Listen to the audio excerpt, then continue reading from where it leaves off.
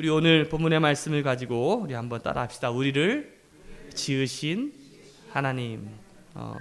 우리 오늘 시편 본문의 말씀을 가지고 우리를 지으신 하나님이라고 하는 주제를 가지고 함께 은혜를 나누고자 합니다. 우리 인생의 풍랑, 또 위기, 어려움, 환난, 우리가 우리의 말로 표현할 수 있는 그 아픔들, 사실 이것은요 어느 누구도 피해갈 수 없습니다. 우리가 인생을 살다 보면 누구나 위기를 맞게 되지요. 그러나 이 위기를 탈출하는 방법, 또 혹은 이 위기에 대처하는 방법은 각자 사람마다 조금 다른 것 같아요. 바로 내가 어떤 신앙관, 또 내가 어떤 가치관, 내가 어떤 세계관을 가졌느냐에 따라서 그 방식, 대하는 방식과 또 반응이 달라지기 때문에 그런 것 같아요. 예를 들어서 어떤 사람이 운명주의적인 그런 세계관을 가지고 있다면 어떤 위기와 어려움을 만나면 그는 그 직면한 그 어려움에 어떻게 반응하냐면 팔자구나. 내 팔자구나. 그렇죠? 그래서 그냥 수동적인 삶으로 아마 대처할 것입니다. 그러나 이성주의적인 세계관을 가지고 있는 사람이라면 모든 것을 어떤 이성적인 판단을 가지고 그것을 분석하기 위해, 그래서 그 위기를 극복하기 위해서 노력할 것이에요. 그런데 그 이성의 벽 혹은 그 이성의 한계를 경험하게 되면 오히려 더 깊은 절망에 빠지는 경우도 우리는 종종 보게 됩니다. 오늘 우리가 이러한 위기와 어려움과 또 아픔을 경험하게 됐을 때, 우리 인생의 어려움을 만나게 됐을 때 우리는 과연 어떤 방법으로 대처하고 어떻게 반응을 해야 되는가?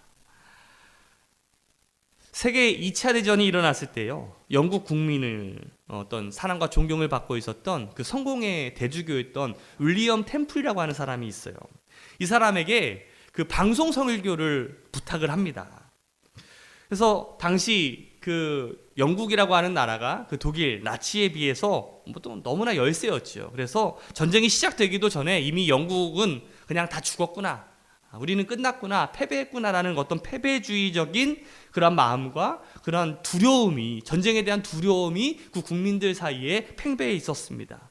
이런 상황 속에서 사람들은 그 윌리엄 템플 그 주교가 어떤 설교를 할 것인가에 대해서 굉장히 관심을 갖고 궁금해했죠. 그의 설교는요 전혀 예상 밖이었어요. 그런데 굉장히 인상적이었습니다. 이렇게 이야기를 합니다. 대영제국 국민 여러분, 지금은 우리가 하나님을 예배할 때입니다. 우리가 예배를 통해서 하나님을 바라볼 수 있다면, 그리고 그 하나님이 우리와 함께 하시는 것을 믿을 수만 있다면 우리가 무엇을 두려워할 필요가 있겠습니까? 따라서 내일 교회마다 종이 울리면 여러분 모두가 교회에 나가십시오. 그리고 엎드려 전능하신 하나님을 경배하십시오. 예배하십시오. 그리고 이 땅, 이 민족을 향한 하나님의 긍휼과 자비를 구하십시다. 영국 국민들이요 그대로 했어요. 그래서 다른 어떤 때보다도 가장 많은 사람들이 그 교회당을, 예배당을 찾았고 그들은 하나님을 예배하며 하나님을 바라보았습니다. 그래서 그 전쟁 중에 함께 하시는 하나님을 신뢰하고 이 국가적인 역경의 시기를 믿음으로 슬기롭게 극복할 수 있는 계기가 되었다라는 것이죠. 우리나라에서 가장 슬프고도 비극적인 역사의 한 장면이라고 꼽으라면 저는 1905년 11월 17일, 그날이 어떤 날이냐면 을사조약이 체결되어서 우리나라가 일본에게 빼앗겼던 그 날을 들 수가 있습니다. 몇 년이요? 1905년. 시험에 나오지는 않지만, 우리 학생들은 시험에 나오겠지만 그 1905년을 여러분들 잊어서는 안 돼요. 이것이 얼마나 비참했는지 그 국무대신이었던 그 민영화는요, 그가 평소에 가지고 있었던 그 주머니 칼로 이 국가가 사라진 이상 더 이상 내가 존재할 이유가 없다라고 하며 자신이 그 자결을 하게 되죠. 그리고 그를 따랐던 많은 그런 애국지사들이 자결을 하는 그런 아픔이 있었어요. 그 이토 히로부미가 제1대 조선 총독으로 우리나라에 취임했고, 이 국민들은 어떻게 보면 깊은 절망 속에 이 1905년을 마무리했다라는 거죠. 그냥 그 1905년으로 우리나라는 그냥 끝났다라고 생각할 수도 있었을 거예요. 그러나 1906년 새해가 밝아오고 봄이 됩니다. 이 봄이 되니까 그때부터 이상한 일들이 일어나기 시작하는 거예요. 어떤 일이 일어납니까? 그 당시 우리나라에 들어와 있었던 감리교 의료 선교사였던 로버트 하디. 이 로버트 하디가 이 배제학당, 이화학당에서 학생들을 대상으로 부흥회를 하기 시작했어요. 부흥회 도중에 학생들이 하나님의 말씀을 받아들이고 기도하기 시작할 때 놀랍게도 그곳에 하나님의 부흥의 역사들이 일어나게 되죠. 그리고 회개 운동이 일어나기 시작했어요. 거기서부터 시작되어 가지고요, 제물포 그리고 기타 수도권 주변의 학교로 계속해서 그러한 부흥 운동이 일어나기 시작했습니다. 학생들만이 문제가 아니라 교회에서도 그러한 일들이 일어났어요. 놀라운 일들이 일어났는데 서울 지역의 연동교회, 그리고 상동교회, 정동교회, 자교교회, 이러한 부흥의 운동이 계속해서 벌어지게 됩니다. 그리고 교회마다, 기독교 기관마다 이런 회개와 말씀 운동이 계속해서 일어나기 시작하는 거예요. 총신대학교 그 박용규 교수가 쓴 그 평양 대부흥 운동이라고 하는 책에 보면 1906년 2월 그 자교교회에서 신년 사경회가 열렸다라고 이야기하고 있어요. 사경회가 뭐냐면 우리로 치면 부흥회예요. 근데 옛날에는 그 부흥회를 사경회라고 많이 불렀던 것 같아. 자, 예배 중에 갑자기 어떤 사람이 일어나가지고 목사님께 요청을 합니다. 목사님, 제가 지금 우리 성도들한테 고백할 게 있습니다. 저에게 시간을 좀 주십시오. 목사님이 그 사람에게 시간을 줍니다. 그 사람이 나와가지고 이렇게 얘기합니다. 자신은 술꾼이었고 노름꾼이었고 사기와 간음죄를 범행했음을 막 자백하기 시작하는 거예요. 내가 얼마나 죄인이었음을 막 고백하기 시작하는 거죠. 그런데 갑자기 성령의 강력한 임재 아래 이 성도들조차도 숨을 쉬지 못하고 여기저기 자신의 죄를 통해 자복하는 그러한 역사들이 일어나기 시작했어요. 바로 거기서부터 시작돼서 그 불길이 많은 교회로 퍼지기 시작합니다. 남쪽으로 퍼지기 시작하고 동쪽으로 서쪽으로 시작하기도 하고, 특히 북쪽으로 계속해서 그 부흥의 운동이 일어나기 시작하는데 선천, 개성을 지나 여러분들 우리가 잘 알고 있는 원산에 이르기까지 정말 놀라운 하나님의 부흥의 역사들이 막 일어나기 시작했어요. 1906년 8월 5일부터 12일까지 원산에서 사경회가 열립니다. 부흥회가 열렸는데 감리사 선교사였던 그 하운셀, 그리고 침례교 선교사였던 그 펜윅, 이 사람들이 강사로 나서서 막 설교를 하기 시작하는데 갑자기 놀랍게도 그 강사들 먼저 스스로 자신의 죄를 막 회개하기 시작하는 거예요. 어떤 죄를 회개하냐면 이 미국 사람들이 이 조선에 딱 왔더니 얼마나 나라가 조그매요. 그리고 막 그 당시 여러분들 사진 보면은 그 우리나라 사람들이 얼마나 못 살았습니까? 그렇죠? 막 그냥 꾀죄죄하고 키도 작고 정말 이거는 정말 미개인처럼 그 삶을 살았는데 그 모습을 보면서 자신들이 가지고 있었던 그런 막 교만들이 생기잖아요. 여러분들도 그렇지 않습니까? 막 동남아시아 가면 막 그 사람들 보면서 막 찌질하고 막 그런 모습을 보면 왠지 막 내가 막 교만하고 얘네들은 막 인간 같지도 않고, 우리 교인들은 안 그런가 봐, 그렇죠? 저만 그런 것 같아. 그래요. 막 그런 교만함을 막 회개하기 시작하는 거예요. 그리고 자신의 민족만이 우월했다라는, 그래서 막 한국이라고 하는 나라는 미개하고 정말 무능력하고 정말 보잘것없는 나라라고 평가했던 자신의 죄를 막 회개하기 시작하는 거예요. 조선 사람들을 깔보았던 그 교만의 죄, 자기들의 민족 우월주의를 가지고 있었던 자신들의 교만의 죄를 토해내기 시작했고, 바로 그 토해냈던 그 강사들의 죄를 시발점으로 바로 많은 성도들과 함께 여러 가지 죄를 자백하는 운동들이 벌어지게 돼요. 1907년 1월 2일부터 2주간 동안 평양 장대현 교회에서 부흥회가 열립니다. 특히 남자 부흥회가 열려요. 남성 부흥회. 약 1000명이 모였어요. 이게 그 당시 우리나라 인구나 기독교 인구에 비하면 어마어마한 숫자들이 모인 거죠. 2주가 되는 때에는요, 무려 3000명이나 모였다라는 거예요. 어마어마한 숫자들이 모였죠. 바로 그곳에서 평양 대부흥 운동이 일어나게 되는데, 특별히 1월 14일 저녁을 가리켜서 이 백낙준 박사, 연세대 초대 총장이었던 백낙준 박사가 이렇게 고백합니다. 그날 이후 성도들은 전국 도처에서 1년 내내 예배당으로 모여들었고 새벽에도 낮에도 저녁에도 하나님 앞에 엎드렸습니다. 예배하고 기도하고 일어서는 사람마다 흥건히 고인 눈물 속에 자신의 죄를 자백하면서 새로운 삶을 결심하는 영적인 각성운동이 전국으로 퍼지게 된 것입니다. 백낙준 박사는 다시 이런 기록을 남겨요. 바로 이것은 장차 한국 민족을 당신의 백성으로 삼으시려는 하나님의 놀라운 섭리이자 이 땅의 그리스도인들이 직면해야 할 더 큰 시련, 바로 일제 식민 통치를 말하고 있는 거죠. 바로 그 시련을 준비시키려는 하나님의 깊으신 뜻이 있었기 때문이다. 바로 이 일제 치하에서 바로 민족의 위기를 극복하도록 하나님이 준비해 주신 처방이 바로 영적인 부흥이었고, 이 부흥의 핵심 속에 바로 하나님의 존전 앞에 엎드리게 되는 바로 예배의 사건이 있었다는 거예요. 한번 따라해 볼까요? 엎드리면 하나님께서 엎드림 시켜주십니다. 그렇습니다. 오늘 우리가 인생을 살아가면서 만나는 크고 작은 그러한 위기 앞에 우리가 그리스도인으로서 어떤 삶으로 우리가 그것을 대처해야 될 것인가? 우리가 하나님을 바라보고 주님 앞에 엎드리는 우리 새로남교회 성도들이 되시기를 주님의 이름으로 축복합니다. 오늘 본문 시편 95편 6절 말씀은 이렇게 말씀하고 있어요. 오너라 우리가 엎드려 경배하자 우리를 지으신 주님 앞에 무릎을 꿇자. 하나님은요 한 분이시죠. 그러나 하나님을 부르는 다양한 이름들이 있습니다. 우리가 지난 시간에 어떤 이름을 배웠죠? 엘로힘, 전능하신 하나님. 여러분들도 특별히 좋아하시는 하나님의 이름이 있을 거예요.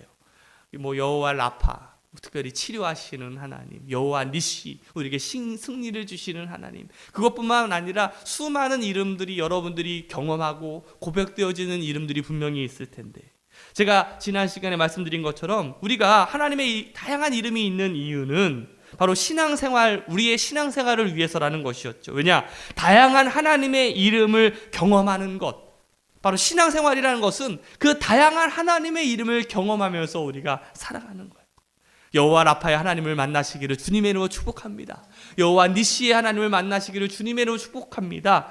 에베네셀의 하나님, 지금까지 나를 도우신 하나님을 경험하시기를 축복합니다. 임마누엘의 하나님, 우리와 함께 하시는 하나님을 경험하시기를 축복합니다. 여호와 이레의 하나님, 우리를 위해서 많은 것들을 준비해 두고 계시는 그 하나님을 만나시기를 주님의 이름으로 축복합니다. 신앙생활이란 그런 것이 바로 그 하나님을 우리가 하나씩 경험하면서 내가 하나님을 다 조금씩 알아가는 거예요. 우리는 하나님을 다 알 수는 없지요. 왜? 하나님은 너무나 크시기 때문에 그렇죠. 하지만 우리들의 신앙생활 여정 속에서 그 조금의 하나님을 단면씩 보면서 그 하나님을 경험할 수 있다는 것.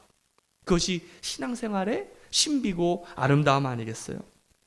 오늘 우리에게 주시는 하나님의 이름이 하나가 있습니다. 우리를 지으신 하나님, 여호와 오세누라고 하는 하나님입니다. 여호와 오세누.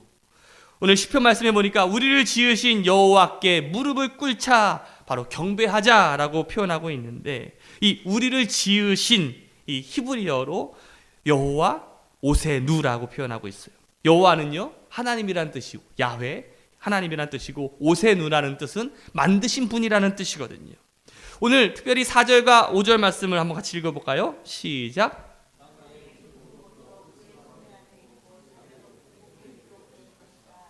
바다도 그의 것이며 그가 지으신 것이다. 마른 땅도 그가 손으로 빚으신 것이다.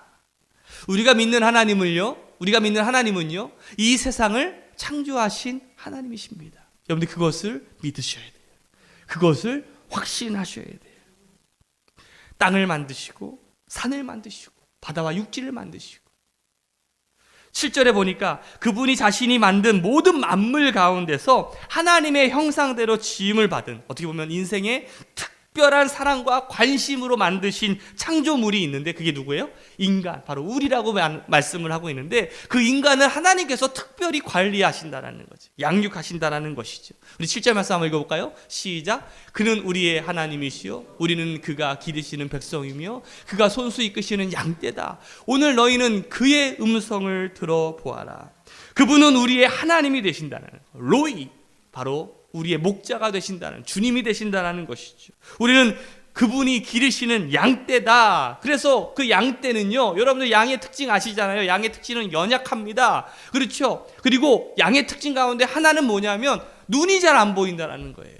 눈이 잘 안 보여. 그래서 발달된 게 있어요. 사람은 참 이게 참 신기한 건요. 참 공평한 것 같아. 눈이 잘 안 보이면 뭐는 잘 들려? 귀는 잘 들려.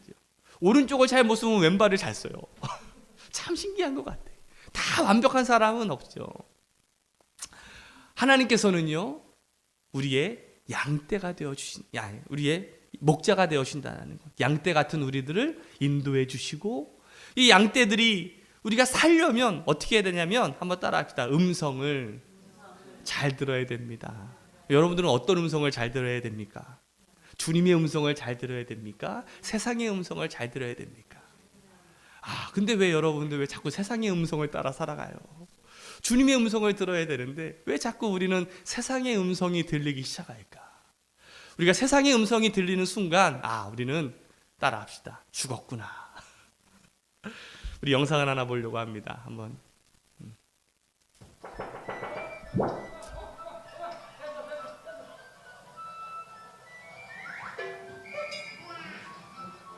자, 몸통 줘야지.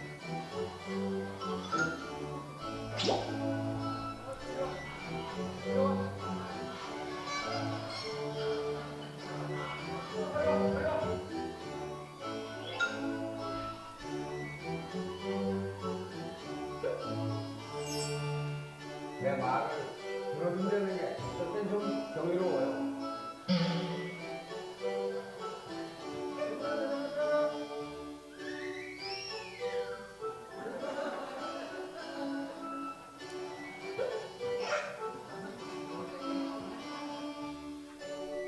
아니 처음 보는 사람을 꿈을 안 하는데 그걸 강임 효과라고 그러거든요. 이렇게 많은 숫자가 전부 따르는 것은 흔치 않은 일입니다.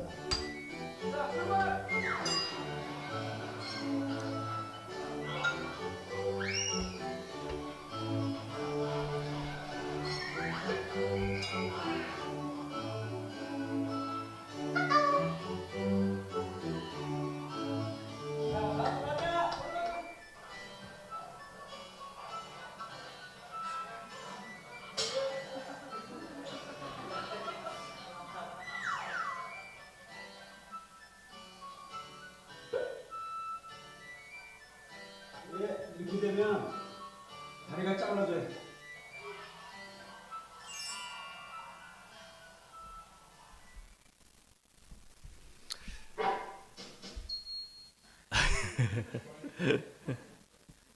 한번 따라합시다. 잘못 따라가면 잡아먹힌다. 목자가 되신 하나님이라는 뜻을 우리가 여호와 로이라고 표현해요. 우리의 목자가 되시는 하나님. 오늘 영상을 보면서 제가 느낀 것이 하나가 있어요. 우리가 거의만도 못한 인생을 살아갈 때가 많이 있구나. 거의조차도 자신의 주인의 목소리, 자신의 아버지의 목소리가 어떤 것인지를 분명히 알고 그분의 음성을 듣고 따라가는데 우리는 거의만도 못한 삶을 살아가고 있지는 않는가. 어떻게 보면 아까 그 거위 주인이 어떻게 보면 하나님의 마음을 품는 것 같아. 이탈된 사람들, 실에 걸려서 좀 어려움에 겪어 있는 이 거위를 찾아가서 그 어려움을 해결해주고 품어주는 그 모습을 보면서 하나님이 우리를 향해 그런 마음을 가지고 있지는 않을까. 목자가 곁에서 양을 먹이고 쉴 수 있도록 안식을 제공합니다. 목자가 어두운 골짜기를 지날 때 가야 할 방향을 보여주고 그리고 위험에 처한 그들을 보호해주죠. 양이 겪는 일체의 문제는 걱정할 것이 없는데 단 어떤 것만 걱정하면 되냐면 목자가 옆에 있느냐 없느냐. 내가 어떤 어려움을 겪는다고 할지라도 이 목자가 모든 문제를 해결해 주잖아요. 그런데 문제 하나는 뭐예요? 그 목자가 내 옆에 있느냐 없느냐. 그것이 가장 중요한 문제겠죠. 그런데 오늘 우리에게 있어서 가장 심각한 문제는 뭐냐면 목자가 내 곁에 계신 것이 느껴지지 않는다는 거예요. 그분의 음성이 들리질 않고 하나님의 임재가 느껴지지 않는다는 것. 오늘 가장 우리에게 있어서 가장 큰 문제는 바로 그것이. 오늘 우리에게 더 이상 하나님이 우리의 목자의 역할을 하고 있지 않다라는 것. 어떻게 하면 우리가 다시금 그분의 임재를 우리가 경험하고 또 어떻게 해야 그분을 우리가 나의 목자로 섬기고 또 그분이 항상 내 옆에 나를 이끌어낼 수 있을까? 바로 예배의 자리로 나아가는 것입니다. 엄밀히 말하면 하나님은 지금도 우리 옆에 계시죠. 그리고 우리를 도와주기를 원하고 우리의 문제를 해결하시기 위하여 우리를 항상 보호해 주시고 계시는 분이 하나님이에요. 근데 문제는 누구예요? 우리들의 마음이 자꾸 세상을 따라가게 되고 우리들의 마음이 내 욕심을 따라가게 되고 더 이상 내가 하나님을 더 이상 요구하지 않는다라는 것. 오늘 여러분들의 마음이 변화되시기를 주님의 이름으로 축복합니다. 그리고 다시 예배를 통해서 바로 기도를 통해서 바로 여러분들의 말씀을 통해서 다시금 하나님을 발견할 수 있는, 그래서 우리가 드리는 이 예배가 정말 진정한 예배, 성령이 감동하는 예배, 바로 그 예배를 통해서 하나님의 임재를 확인할 수 있는 시간들이 되시기를 주님의 이름으로 축복합니다. 여러분들 그 하나님이 우리와 함께 하신다라는 것을 우리가 확신하게 될 때 우리 가운데 있는 역경과 어려움과 아픔도 우리는 분명히 넘어설 수 있다라는 것이에요. 그런데 이스라엘 백성들이 광야에서 실패한 이유가 어디에 있습니까?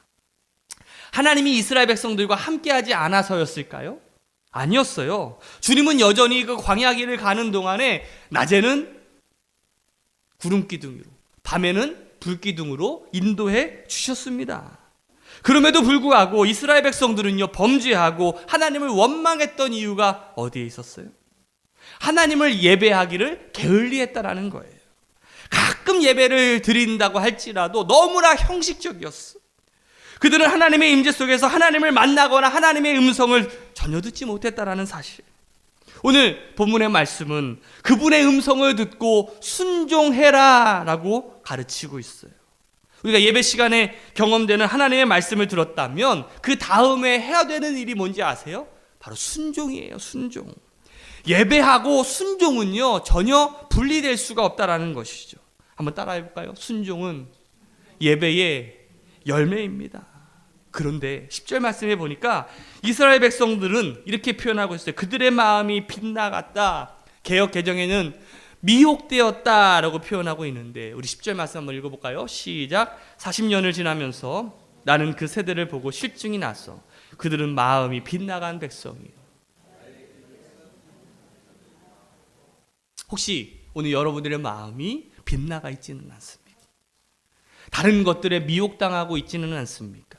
오늘 여러분들의 마음을 빼앗고 있는 것이 과연 무엇입니까?